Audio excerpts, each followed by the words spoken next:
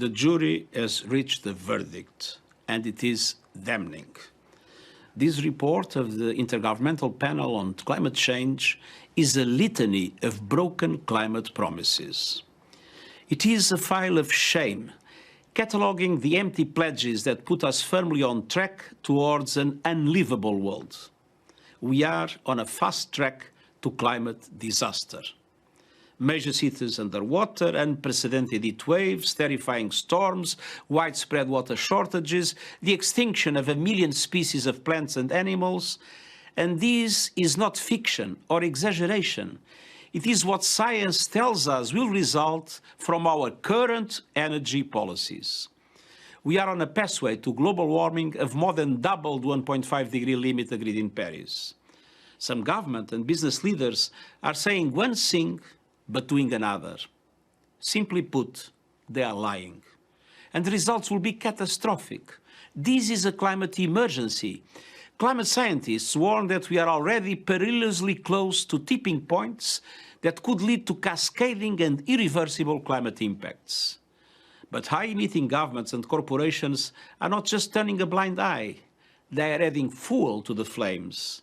They are choking our planet based on their vested interests and historic investments in fossil fuels, when cheaper, renewable solutions provide green jobs, energy security, and greater price stability.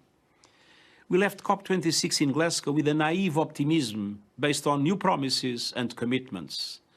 But the main problem, the enormous growing emissions gap, was all but ignored. And the science is clear. To keep the 1.5-degree limit agreed in Paris within reach, we need to cut global emissions by 45% this decade. But current climate pledges would mean a 14% increase in emissions. And most major emitters are not taking the steps needed to fulfill even these inadequate promises. Climate activists are sometimes depicted as dangerous radicals. But the truly dangerous radicals are the countries that are increasing the production of fossil fuels.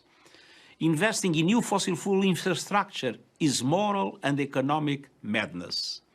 Such investments will soon be stranded assets, a blot on the landscape and a blight on investment portfolios. But it doesn't have to be this way. Today's report is focused on mitigation, cutting emissions. It sets out viable, financially sound options in every sector that can keep the possibility of limiting warming to 1.5 degrees alive.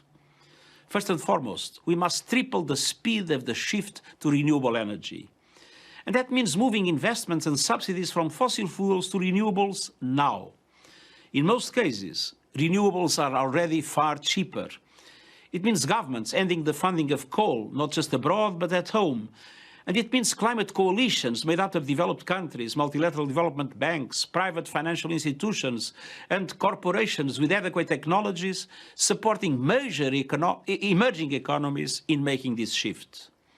It means protecting forests and ecosystems as powerful climate solutions.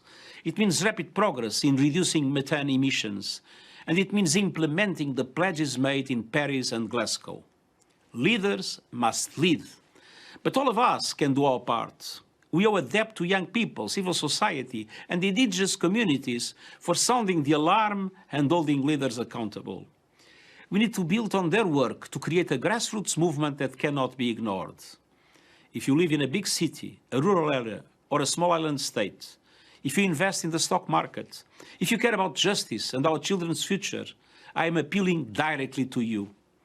Demand that renewable energy is introduced now at speed and at scale. Demand an end to coal-fired power.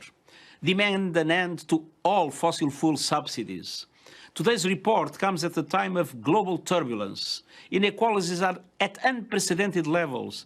The recovery from the COVID-19 pandemic is scandalously uneven.